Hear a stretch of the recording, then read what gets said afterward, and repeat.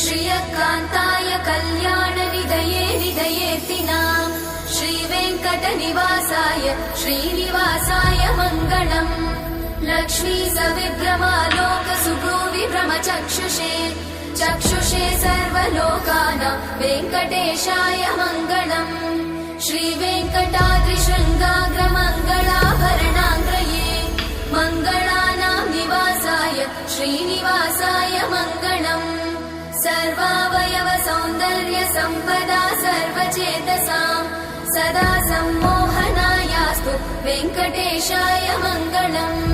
नित्याय निरवध्याय सत्यानन्द चिदात्मने सर्वान्तरात्मने श्रीमद् वेङ्कटेशाय मङ्गलम्।